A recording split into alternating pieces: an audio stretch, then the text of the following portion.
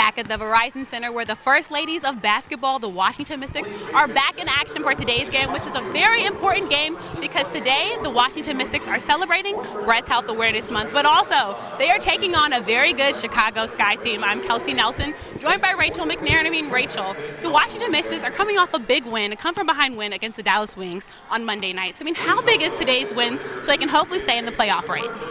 Defense, defense, defense.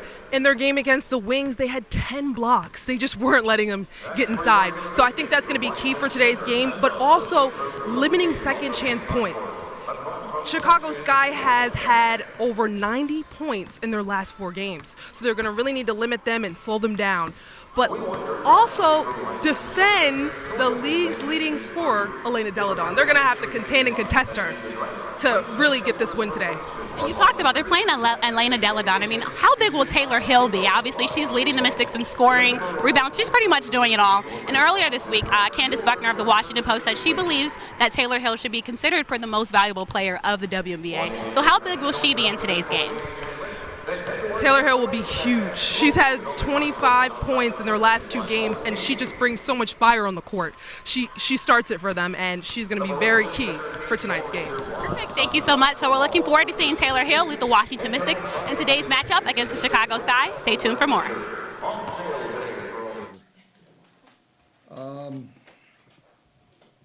Obviously right now at this stretch of the season, every win is huge. They got wounded when those 2 players got hurt, but when they got hurt, we were playing well and had a good feel about how we started the game and the way we were playing. So, to have 6 players in double figures, we moved the ball great. With 33 assists, 16 threes, those are all signs that you're moving the ball and you feel comfortable. But the turnaround is quick for Friday night. Obviously a big game. Mike, you talked about all season about making shots. You hit 61% today. What was what do you think the reason was for explanation for that? I wish I knew because I'd bottle it. It's a contagious thing both ways, I think. You see some teammates make shots early and the ball goes in, everybody starts feeling good about themselves. You don't feel as a player like you have to carry the load. It was nice to see that Taylor and Emma, even though they had good scoring games, didn't have to be the only scorers for a game. I think that other than their offensive rebounding, we controlled most of the things that we set out to do early in the game defensively. I thought we had a rough patch in the 3rd quarter defensively, but for the most part, I think our defense gave our offense confidence. And when you get that and you can get out and run, I think it's easier to step into rhythm shots. And I think our defense allowed us to do that quite a bit. Mike, how much of an impact did that? They had gone to 11 on a free from Kaplan, and then she gets that technical foul, and then Taylor makes 3 free throws. There was their run that they had coming out of halftime. We knew they were going to make one somewhere with, Pondexter and Quigley and Vandersloot. They're a talented threesome that can score, and they just kind of tried to put their head down and go and, let their bigs clean up the misses. And that was a big swing. I didn't see exactly what happened with Cappy, but we'll take it. What was the thought process of bringing Lonnie Mitchell in? What did you expect her to be able to do to help you guys get into the playoffs? Well, I don't know if I expect her to get 20 every night, but I expected her to be able to space the floor as a 3-point shooter. She's clever with the ball, a veteran point guard in pick and roll situations. That was an attempt from the start of the Olympic break to try to find a veteran like her to bring in. And when people ask me how I spent my break, that was part of it, trying to recruit her. You could see that she has poise on the floor. We have a lot of young players on our team, and I thought we needed a veteran guard who's been through a lot of games with good teams. If she played in New York and Phoenix and understands what it takes. And she's starting to get comfortable now that she's had a week to practice with these guys. She came in the first 2 games and never had a practice, so it's a big improvement. So what was your pitch there? Playing time, I'm a good guy. No, I think the pitch was, you can help us and you'll fit in right away. I mean, the style we play, she likes to play up and down, that there were minutes for her to come and get right away. I think the other part of it was, she knew Kia already and played with her. I think she missed playing at this level. I mean, she was going to take the summer off from the WNBA, and I think, the fact that we play up and down and she could have the ball in her hands and have some freedom, I think appealed to her. And, in seriousness, I think that people had told her we have a good group of players that are fun to play with, and I think that was part of it. Mike, when you look at Friday, Seattle took care of business in a big way tonight. Is that as close to a playoff game already? Yeah, it is. I mean, clearly it's the tiebreaker. Whoever wins the game has a huge advantage. It's an extra game in the standings because of the tiebreaker. So the winner's in the driver's seat. We just got to go play. We owe them a little bit. We did not play well at the end of our road trip out there after playing well against them the first time. We were sloppy when we played them.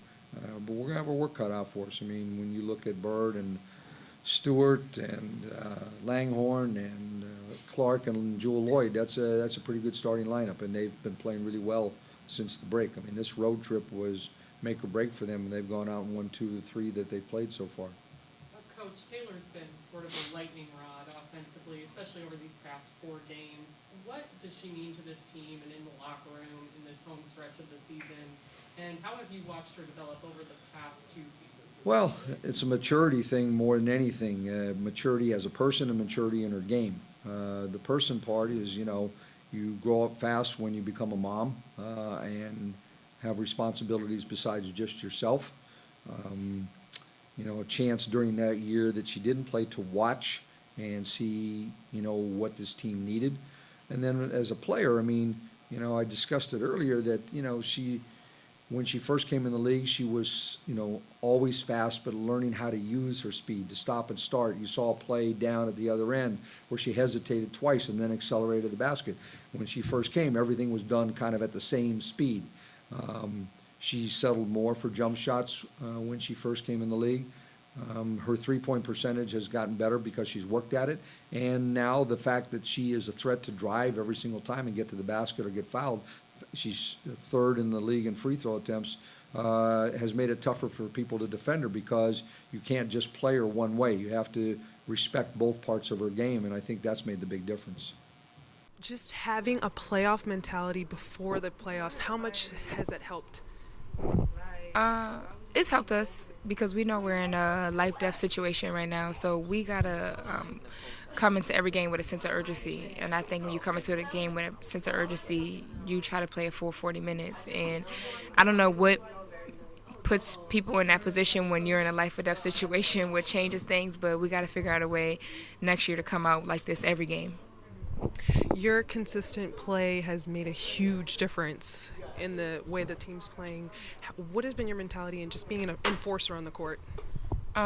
Just to be aggressive within our offense. I think our offense allows for so many people to do different things, and we have so many different talents in our team and different people that can score that we just all got to be aggressive, and that's what I've been doing.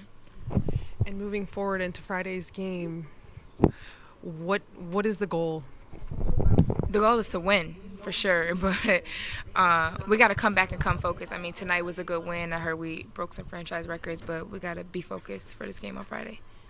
Alrighty, thanks. First off, great game. This was a big game for you. What was your mentality just coming out today? Yeah, I mean, we know that the playoff spot's on the line, so every game's a big game for us. And, we came out focused, and I thought from the tip-off, our starting group did a great job, and then the bench came in and kind of just followed. 33 assists. How important was it just to work together today? Yeah, I mean, we did a great job sharing the ball. Like you said, 33 assists, 118 points. Even from the three-point line, we were on fire. So it felt good. It was good for our confidence, but we know it's only one game, and this next game is as important as ever.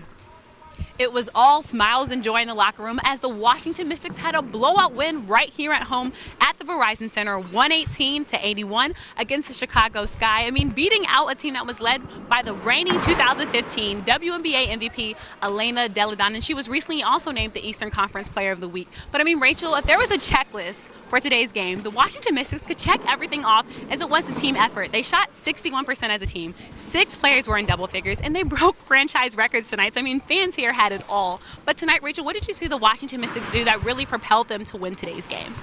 The Mystics were playing with the playoff mentality, and that definitely made the difference. They had 33 assists, so they were playing together, and they were a defensive force. Early in the game, they were able to, contest and also contain Elena Delle Donne, and that definitely helped it. But also, just playing together as a team, that's really helped them to just be consistent and help them win. And you talked about containing. I mean, the Washington Mystics pretty much had this game in the bag from the jump start as we saw them leading the Chicago Sky, and they did not give up that lead. So how important was that in today's game? As we know, the last game against the Dallas Wings, the Washington Mystics had to come back from behind and only had 11 assists. So how big was that today, just playing ahead and containing that other team? That's definitely been something that they've needed to work on, being able to keep the intensity in the first half, but also in the second half. So they were able to carry over that and keep pounding each quarter. They didn't stop. They never gave up. They were doing the little things, and that helped them get this win tonight. Perfect. And you mentioned pounding. Let's talk about Taylor Hill, the star of this Washington Mystics team. I mean, she's had a breakout game last game with 25 points. What did she do this game, and how has she really led the Washington Mystics this season? She's been an enforcer. She's the leading scorer on this team, but also she puts in the work. She gets in the gym. She does the little things, and that makes the difference for her.